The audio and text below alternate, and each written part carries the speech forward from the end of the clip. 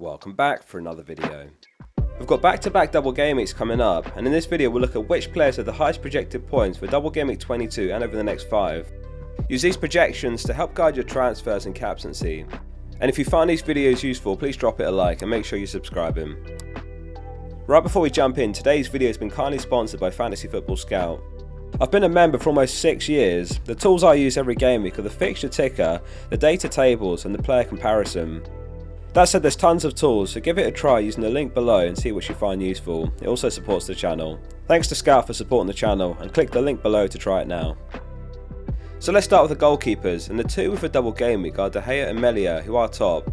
There's lots to unpack with these two, and the double game week is a big talking point right now. However, as is the blank game week 25 on the horizon. De Gea is projected 7.5 points, with Man United playing 2 home games against Crystal Palace first and then Leeds.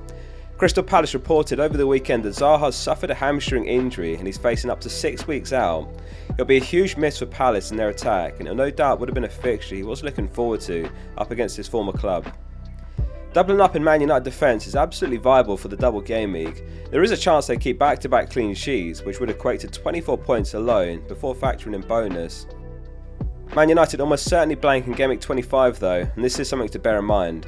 If Ward or Kepa are your other keepers, then they face Arsenal or Tottenham respectively in game week 25, which isn't ideal. Leeds are less likely to blank in game week 25. For that fixture to become a blank, Southampton need to knock Newcastle out of the League Cup, which at the time of recording they're 1-0 down heading into the second game. Pope's third on the projections, but also favourite to blank in game week 25. A reminder on screen of the permutations which dictate blank game week 25. If Man United knock Forest out of the League Cup, then they and Brentford have their fixture postponed.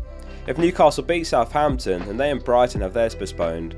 Leeds, Southampton, West Ham and Nottingham Forest are less likely teams to have their game postponed, and will know before the game week 22 deadline.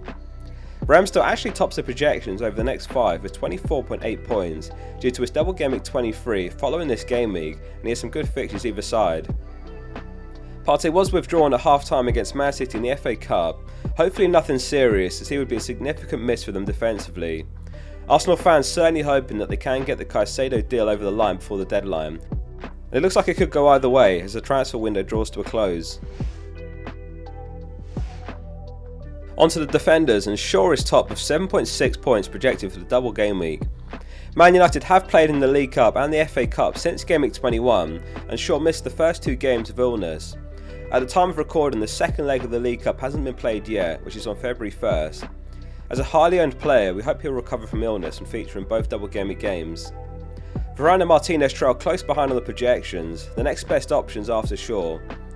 Man United's schedule is extremely packed at the moment though, and there is a chance that Ten Hag rotates for one of the 2 games, but it's difficult to predict who would drop out. Most likely Maguire comes in for 1 game.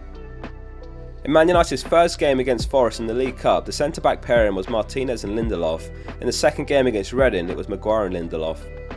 Dunk makes the projections with 4.8 points. Brighton's stance with Caicedo is that he's not for sale, but Arsenal fans have got their hopes up that at the right price he could leave, which looks in the region of 80 mil. Something that's not immediately factored into these projections, but worth mentioning, is when a player leaves or gets injured.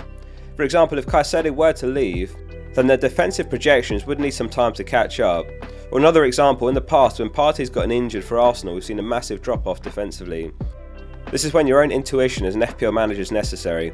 If you haven't seen the video with the greatest FPL manager of all time, which I made last week, this is something he talks about as well. That video will be on screen at the end. It's the most useful FPL video that I've ever made, so go give that a watch after. Brighton are a tricky one though, as there's a few good options not just in defence, but they blank in game week 25 if Newcastle beat Southampton in the League Cup. They also blank in game week 28 if they or Man United reach the FA Cup quarter-finals, so that's 2 potential blanks. So the question is whether it's still worth going there, and will the lost points be made up in the good fixtures? Hard to say, probably not. Wan-Bissaka has found a resurgence in form lately, and he makes the projections with 4.4 points. His minutes are a bit up in the air, hence the lower projections. Dallow's yet to return to a matchday squad of Man United, though Malacia is capable of playing in right back. For only 4.3 mil, he could be a good cheap punt, and he's been historically good at racking up bonus points. Onto the midfielders, and Rashford unsurprisingly tops the double game week projections with 11.4 points. 9 goals and 3 assists in all competitions since returning from the World Cup. He's the third most owned player in FPL after Haaland and Trippier, just under 50% ownership, 5.5 million managers.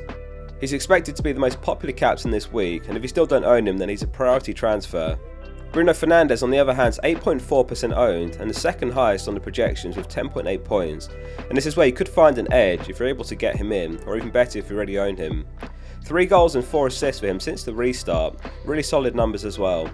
He actually outscored Rashford in double game week 20 with 19 points to Rashford's 12.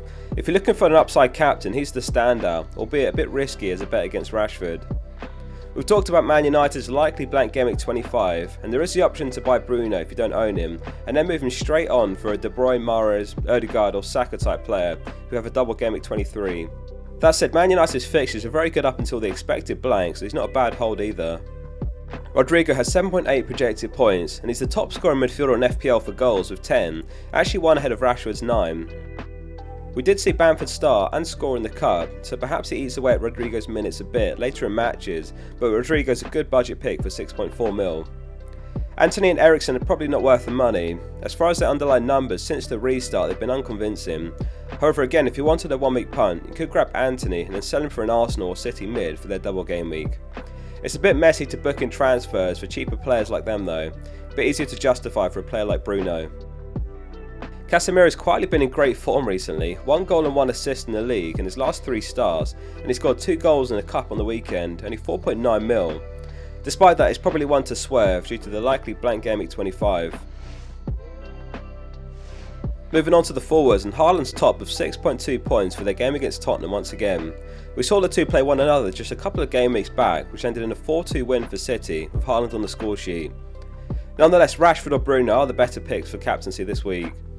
Weghorst is up there among the projections, and he has been getting consistent starts with Martial's ongoing injury problems. He just can't seem to string together many starts at the moment, and if you're a Martial owner, wait until closer to the deadline. If Ten Hag says he's out for both games, then consider selling for Weghorst, Gnonto or Nketiah. Those are the 3 standouts this week. Gnonto projected 5.3 points, and Nketiah projected 4.7. However, over the next 5 game weeks, only Haaland has higher projected points among forwards for almost double the price. Sinisterra is back from injury, and he was also on the score sheet along with Bamford in the cup. Though Gnonto is in such good form, he's expected to continue starting for Leeds. Wait until as close as possible to the deadline this game week, as blank game week 25 will be confirmed by then.